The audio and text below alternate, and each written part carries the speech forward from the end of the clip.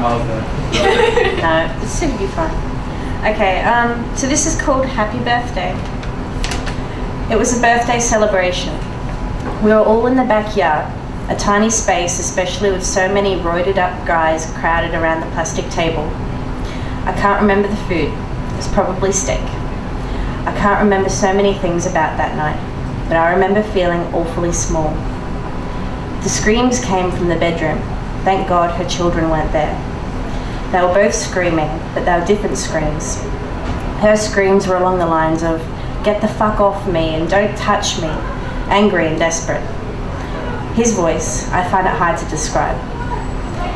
That level of anger, madness, always is. It was a roar, inhuman. Makes my hair stand up on the back of my neck even thinking about it. And my fight or flight instinct just goes into overdrive. I don't remember what he was saying, just the rage. The door was shut. His friends turned the music up, pumping bass to drown out the bangs on the walls, weight thrown against the walls that you instinctively know is the same as a woman's. The hi-hats were ineffectively hiding the breaking glass or the breaking ceramics. His brother was next to me at the table. My brother was opposite. I remember my hands cold around my cup, just a soft drink because I was supposed to drive us home. I wasn't much of a drinker back then anyway. Their friends shared the table, touching shoulders, and there were other guys lingering around the back of the fence line with their girlfriends smoking cigarettes. There was a bong being passed around the tabletop. "Isn't someone going to stop them?" I asked. I blinked through the pungent haze, looking at these people I had gone to primary school with. People who I had crushes on when I was 8 or 11. Men who had started to huddle into groups and ignore me. Ignore what was happening meters away from them. As though the sliding door and the cheap plasterboard walls were an impenetrable fortress. As though they didn't give a shit that the woman who cooked them dinner might be getting beaten to death. "No, don't get involved," his brother, my then boyfriend, said. My brother looked away, but his hands were clenched tight around his beer. "If you aren't going to do anything, I will."